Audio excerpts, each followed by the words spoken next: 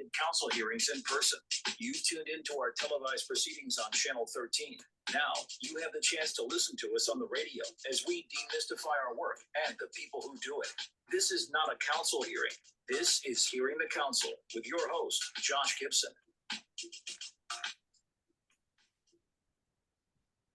Thank you, deep voice person with a funky backbeat. Indeed, this is not a council hearing. This is Hearing the Council. You can't have a government without a council, so you can't have a government radio station without a council show. This is it. I'm Josh Gibson, Director of Communications from the Council. You might also recognize me as our voice on social media at Council of DC. And I'm thrilled to be joined again by Ward 3 Councilmember Matt Frumin. Thank you so much for being with us. Great to be here, Josh. Thank you for having me. Oh, no problem at all. And our topic today is could sound kind of bland. It's a status update, but we've never been in a status like our current status, and particularly in regards to the budget. The council, for folks who don't know, does have a bit of a cyclical schedule. We're on 2-year council periods. We start the council period. There's a burst of legislative introductions. Some legislating occurs. Then we go into performance oversight, where every single agency of the DC government gets grilled by the relevant committee chairs to get to the bottom of what they've accomplished, how things could be better in the future. Then after that, the agencies go back before those same committees to look at the mayor's budget for those agencies. The council then works on the budget. There's another legislative burst. Then there's the council recess. Then another legislative burst leading up to year end. And particularly at the end of council periods, when bills die, if they're not passed by the end of the 2-year council period, that legislative burst at the end of the year can be particularly intense. This year, things are different for a number of reasons. Anyway, I don't know if you can give us maybe a quick update, council member, on what has happened, the couple dates the council is mandated for budget delivery, and why the schedule is off this year. Yeah, so this is a year like no other year. And so the budget was due in that kind of cadence of council work. There's the oversight process, and then the mayor presents her budget, and then the council digs into that budget. And it usually kicks off with a glossy show, often recently at MLK Library, where the mayor presents her budget, and then a hearing. All that was scheduled for April 2nd. And not quite April Fool's Day, but close enough, because that didn't happen. It didn't happen for a lot of reasons. We now do know that the budget is going to hit on Tuesday, May 27th. So we see an almost 2-month delay in the process, which takes what would have been a busy time for us and makes it a slower time, and turns what would have been a slower time into a busy time into the summer. The why and the wherefore of it, if you'd like me to speak to that, but Josh, please, yeah. So there are so many things about this year that are unlike any other year. One of them was the curveball out of left field, or I don't know, that's mixing a metaphor, with the continuing resolution, where Congress made a change in their continuing resolution, treating us as a federal agency. The import of that would be to require us to spend in FY25 no more than we spent in FY24. Well, we had a budget for FY25 that reflected an increase that had been approved by Congress, and the money at issue is our money, but Congress did what it did, and we were confronted with having to deal with it. There was actually a kind of beautiful movement in the city to try to get the Senate to reverse what the House had done. And the Senate didn't quite reverse it, but what they did, because they couldn't change the House's continuing resolution, instead they did a parallel fix that allowed us to spend at FY25 levels. And then the question was, would the House embrace that parallel fix? Passed the Senate unanimously. But as we came into April 2nd, that was the world we were in. What was going to happen with the continuing resolution? And the mayor confronted a challenge of what does she do with her FY25 budget in response to that continuing resolution debacle? And that was a challenging position. And the CFO looked at the landscape and said, I cannot look at the FY26 budget until I see how you have fixed the FY25 budget to comply with federal law. Because changes in FY25 could affect the picture in FY26. He needed the whole package, in his view, to analyze to make sure that the mayor's proposed FY26 budget was complete and balanced and ready for council review.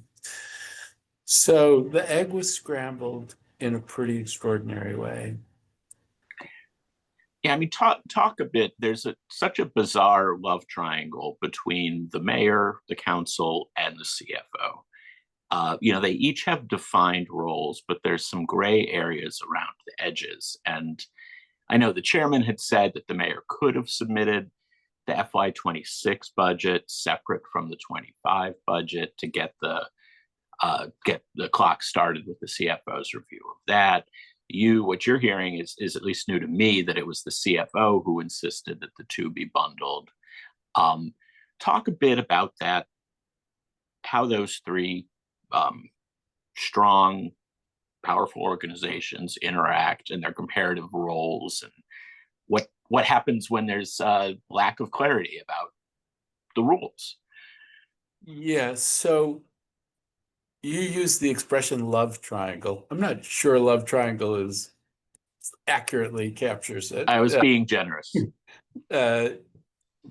You're right that each has a distinctive role, and hammering it out amongst the three is often a challenge. I will say, I mean, I think the CFO has been absolutely clear that he needed to have a complete package for everything before he would look at anything. And then the question was when the mayor was going to get him a complete package for everything. And it is a tug of war that's going on between the council and the mayor and the CFO. Each are doing what they think is their institutional role, but they're bumping up against each other. We wanted the budget as soon as we could possibly get it because we're dealing with a very volatile environment and we wanted to get to work on it. So the chairman is pushing to get it as soon as possible. The CFO wants to make sure every I is dotted and every T is crossed and every column of number adds up to what it needs to add up to. And so he's intent on being methodical. The mayor was confronted with an incredibly challenging situation where she was being asked to come up with a supplemental budget for FY25 that would pull out. Originally, we thought $1 billion in the last 6 months of the year. Now it's going to end up being $400 million in the last 5 months of the fiscal year. I mean, still enormous. And you could see how she wouldn't want to have to do that if there was a way to solve it with Congress. And now we have your love triangle or whatever triangle that we have with the council and the mayor and the CFO. And then we have Congress and the president, and frankly, the Freedom Caucus. So there has been varying levels of optimism that the House would fix this over the last 6 weeks. The president came out and said the House should do what the Senate did. The Speaker of the House expressed sympathy to doing what the Senate wanted. The chairman of the Appropriations Committee, these are all Republicans, obviously, said that the House should fix it. The chairman of the committee with oversight over the District of Columbia said the House should fix it. And yet the ball keeps getting kicked down the road and it hasn't been fixed. We've now heard the speaker say he's gonna fix it. It's just a question of when.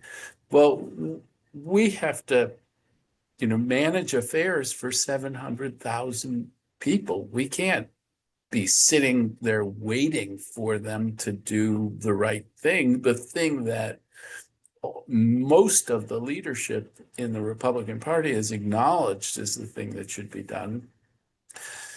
But you can see how the mayor would have wanted to try to get a solution in the House before taking a knife to our FY25 budget. And the question is, at what point did we need to throw in the towel on that and turn to generating the supplemental budget? I think if folks, hindsight is 2020. If in hindsight, might have been good to have started that work earlier, but also in the moment, very easy to understand why that work didn't get started. And we're held in limbo because there is a group in the House that is hostile to us, that doesn't want this fix to be done, and are exerting whatever pressure they have to keep it from happening. It is the most clear call for statehood that we could possibly have. I mean, here we are. We may have to cut $400 million out of our budget to deal with the shenanigans in Congress. And we will have that $400 million. We will furlough teachers, firefighters, police. We will have limited services for certain things, not because we don't have the money, but because Congress has told us you need to put that in a bank account until September 30th, and then you can figure out what you're going to do with it. It is absurd, Kafkaesque, but the world that we're in. Right. And it's like, how many different ways can our lack of autonomy be rubbed in our face? Because, like, first, it seems like it was a legislative drafting error that got us here. I mean, no one's shown proof of that, but it seems like it was an error that got us cut to last year's budget levels. So just knowing that we can be victim of an error and face huge budget cuts. And now we're in a different flavor because, like you said, at least for some people, there seems to be a punitive or more vindictive element to it as well. And just once again, we're a pawn. We're powerless, despite our strong fiscal management, having a balanced budget, which Congress doesn't. And we're just, how many ways can we be pawed at and suffer needlessly? I mean, that's exactly right. I don't know whether it was a mistake or a staffer who knew what they were doing and did it, but wasn't focused on by more senior people. Lots of things happen when you're putting together a 1,000-page bill at the last minute, which is what a continuing, I don't know the exact number of pages, but it's a lot. And so slipping something in at the last minute, lots of people can do that, and we are at their mercy in the current context. You're absolutely right.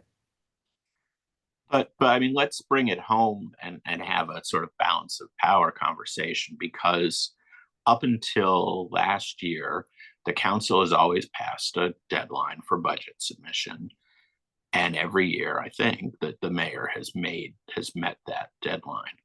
And last year, there was the complication of the CFO interpreting arcanely the different reserves we needed, which led to the mayor needing to make a last minute cut that she opposed, but had, she said no choice but to make. So that year, the budget deadline was passed over. And this year, twice, the council passed budget deadlines that were passed over, which led the chairman to at least threaten to take the mayor to court so that there could be a consequences piece to these missed deadlines. So my question is, sort of reflect on that, what that does to the balance of power. And now that budget deadlines have been blown through a couple of times, admittedly for reasons that you laid out, is the deadline a deadline anymore? Or is every year moving forward, there going to be some question about whether we get the budget on time?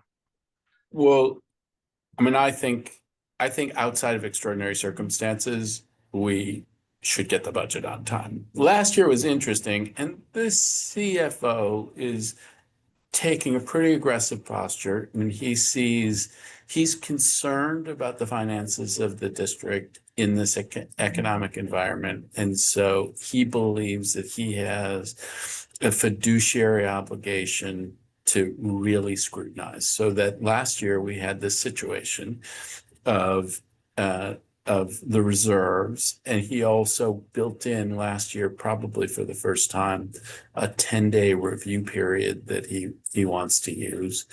And so he is he's exercising his prerogative pretty aggressively. But again, you can understand why one might in this volatile economic environment.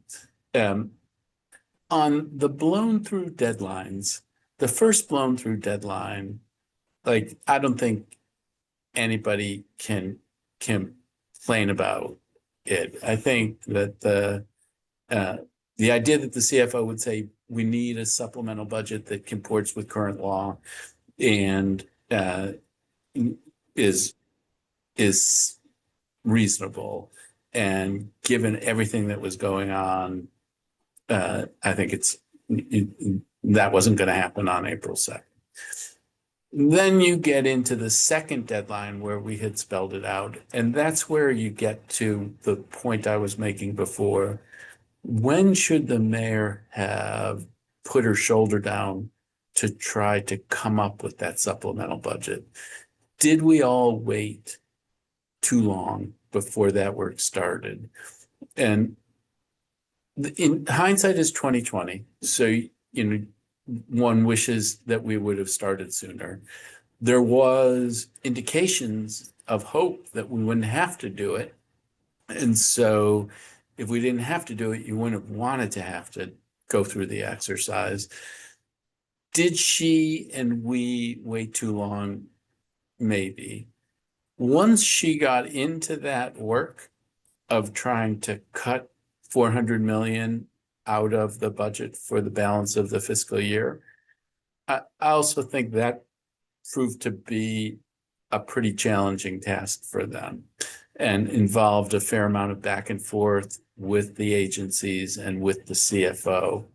And maybe it could have happened much more quickly. Maybe they dragged their feet, still hoping Congress would fix it. But I don't think it was done in order to be adverse to us. I think that they were doing what they thought made sense in the moment in order to get us to where we could have a successful budget. So there's finger pointing, and there's going to be a pattern of this. I'm going to be the least likely to finger point. I think people are playing their roles and people are trying to do the best that they can. And the result inside of the DC government, there's also the players on the outside. That's a whole nother thing. But I think we've all actually, even with all the frustration, played pretty well together in this period, including in the pushback on the continuing resolution, including on the pushback about potential changes to the federal Medicaid reimbursement rate. I think there's more good about the operation of the district government in the last months than bad. Okay, one detail question, because I know the chairman the other day, I think it might have been before in his press conference before the ledge meeting, was parsing the mayor's words, saying, because the mayor was saying she had given everything to the CFO, but it was not yet pencils down. But are we now 100% confirmed that pencils are down? The CFO's 10 days has started, and they will, in fact, end on the 27th. Is that confirmed, carved in stone? Yeah, that is carved in stone. And the mayor, when asked about pencils down, she said, I don't use the term pencils down. But what happened there, here's how I have come to understand it. The mayor completed her work on the FY25 supplemental and gave it all to the CFO. So she said, I'm done. I gave it to the CFO. The CFO has a process where he looks at each of the different things and he says, you know, this works or this doesn't work. These numbers add up or they don't add up. And goes back to the mayor with questions. So you could have a situation and I don't know for sure, but you could have a situation where on Thursday, the mayor said, here it is, I'm done. And then on Monday, the CFO comes back and says, you know what, this isn't right, you need to fix this. And then the mayor fixes it. And then on Wednesday, the CFO says again, this isn't right, you need to fix this. And the mayor fixes it. Does that mean the mayor was saying something that wasn't true on Thursday when she said she was done, when she had given everything to the CFO?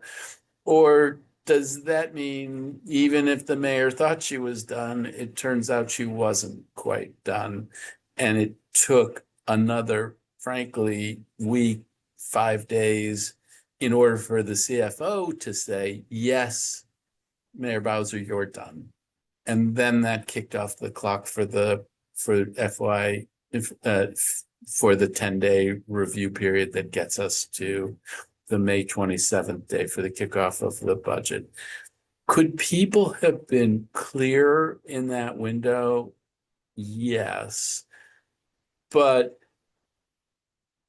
it's part of the council's or my visibility into the mayor CFO process was not what it should have been. Like, I did not understand in that window that the mayor was giving things to the CFO and the CFO was going back to her iteratively. And that process could be happening before the 10-day clock started. We had a discussion about it where a bunch of us said, it's really not clear. And the chairman said, no, it's clear. And in a way, he was right. It was clear, but we didn't understand that the fact that she had turned over what she believed to be a full package didn't mean that she was done, that there was going to be more that was left for her to do. Is that clear as mud? Well, I mean, it's like, I'm thinking if you submit a paper, for a class, you submit it and the teacher could give it back and say, this is incomplete, so it hasn't actually been submitted. I'm giving it back to you. And until it's accepted as submitted, I think that was kind of the shade of gray. That was the date that we were all waiting for, and the lack of clarity if it had been, the assignment had been completed, accepted, and would now be processed by the professor. So you said it better than I did. No, that's how I just consume the same media everyone else does. So that's just sort of how I observed it from the outside. Without betraying any confidential details, talk to me, because eventually there was this talk of, we all need to get in a room. because of the very bizarre love triangle stuff we're talking about, that we need the mayor, the CFO, and the full council in a room to get on the same page about who's given what to whom and what the dates and deadlines are going to be. It seems like there was clarity achieved at that meeting, but can you talk a little bit about how that meeting came together and what happened? Yeah, so I mean, a number of us said we need to all be in the same room and, you know, not have a situation where one person is saying, oh, it's over with the other person. They all got to be there. If we're going to get to clarity, they all got to be there in the same room at the same time. And so I forget which council member took the lead in asking for that. It wasn't me, but it might have been Zachary, it might have been Christina, could have been others. But we had that meeting and clarity came from that meeting. And then we pretty shortly thereafter got to a place where the 10-day clock started to run. And communication, the one thing that's a challenge is communication amongst ourselves. We all are going to play our different roles. The CFO doesn't give very much on, you know, protecting his prerogative, but we need to be communicating as well and quickly as possible in this environment. And that meeting was a piece of that, and a successful piece of it. So two follow-up questions. One is just physically, how do meetings like that come together when you're all breathtakingly busy and have these crazy schedules? How do the 12 council members, the mayor and the CFO, all clear time on 24 hours notice to get into a room?